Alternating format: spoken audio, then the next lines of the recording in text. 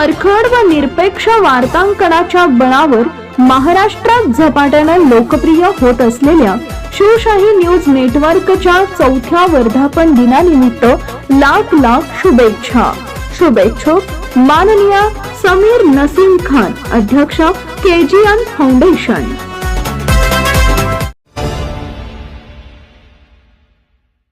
आषाढी वारीच्या पवित्र वातावरणात मुख्यमंत्री देवेंद्र फडणवीस यांनी आज दसूर पाटी इथं जगद्गुरू श्री संत तुकाराम महाराज आणि संत श्रेष्ठ श्री ज्ञानेश्वर महाराजांच्या पादुकांचं अत्यंत भावुक वातावरणात दर्शन घेतले।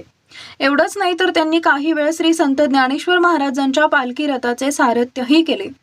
दर्शनानंतर माध्यमांशी बोलताना मुख्यमंत्री म्हणाले, वारीत चालणारे प्रत्येक वारकरी हे माऊलींचं जिवंत स्वरूप आहे।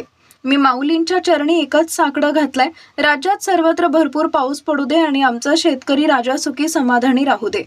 यंदा प्रशासनानं AI तंत्रज्ञानाचा वापर करून भाविकांची नोंद ठेवली असून स्वच्छतेला सर्वोच्च प्राधान्य दिलंय। भाविकांसाठी पुरेसे पाणी, आरोग्य पथके आणि जर्मन हँगरची उत्तम व्यवस्था करण्यात आली आहे। यावेळी पालकमंत्री जयकुमार गोरे, जिल्हाधिकारी S कार्तिकेयन आणि इतर प्रशासकीय अधिकाऱ्यांच्या नियोजनाचे मुख्यमंत्र्यांनी कौतुक केले। यंदाची वारी गर्दीचे सर्व जुने विक्रम मोडेल असा विश्वासही त्यांनी व्यक्त केला आहे। माझ्याकरता अतिशय भाग्याचा दिवस आहे। जन्मदिनाच्या दिवशी मला वारीमध्ये चालण्याची संधी मिळते आहे। या ठिकाणी जगद्गुरू तुकाराम महाराज आणि ज्ञानेश्वर माऊली या दोघांचंही दर्शन, त्यांच्या पादुकांचं दर्शन हे घेण्याची संधी मिळणं हा अतिशय भाग्याचा योग आहे। आणि त्याचसोबत हे जे सगळे वारकरी आहेत हे माऊलीचं जिवंत स्वरूप आहे। सगळे वारकरी एकत्रित मिळून माऊलीच्या स्वरूपातच आपल्याला पाहायला मिळतात, तेव्हा त्यांचं सानिध्य मिळणं ही देखील मला असं वाटतं अत्यंत महत्वाची गोष्ट आहे।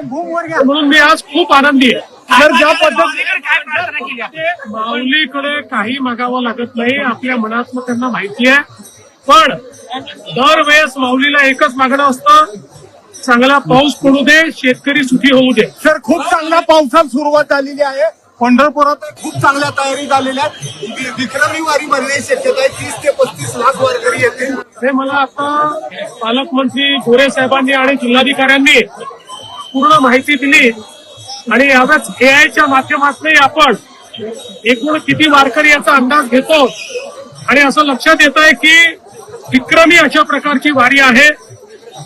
खूप मोठ्या प्रमाणात वारकरी सगळीकडनं इथे आलेले आहेत आणि जुने सगळे रेकॉर्ड संख्येचे यावेळेस तोडण्यात येत आहेत। माळवंटामध्ये पाऊस होऊ शकत नव्हतं, त्या ठिकाणी आता वारकरी जेवण करतात, एवढी स्वच्छता मी आहे। जिल्हा प्रशासनाला, जिल्हाधिकारी असतील, CO असतील, SP असतील आणि विशेषतः पालकमंत्री जयकुमार गोरे यांनी गेल्या 2 वर्षामध्ये वारीचं स्वरूप बदलून टाकलं। जर्मन हँगर असतील, स्वच्छतेच्या वेगवेगळ्या व्यवस्था असतील, पाद्यसेवा असेल, अशा वेगवेगळ्या गोष्टींनी वारीमध्ये एक नवीन अशा प्रकारचं वातावरण हे जयकुमारजींच्या नेतृत्वात या ठिकाणी आलेलं आहे आणि मला अतिशय याचा आनंद आहे। सर, विरोधकांना सद्बुद्धी मागाल कर, ज्या पद्धतीने दिल्लीत जमा झालेले आहेत आणि ज्या पद्धतीने ड्रामेबाजी चाललेली आहे, मला असं वाटतं की सर्वांनी आपल्या देशाचा विचार केला पाहिजे। आपल्या देशाची बदनामी होणार नाही अशा प्रकारचा विचार केला पाहिजे।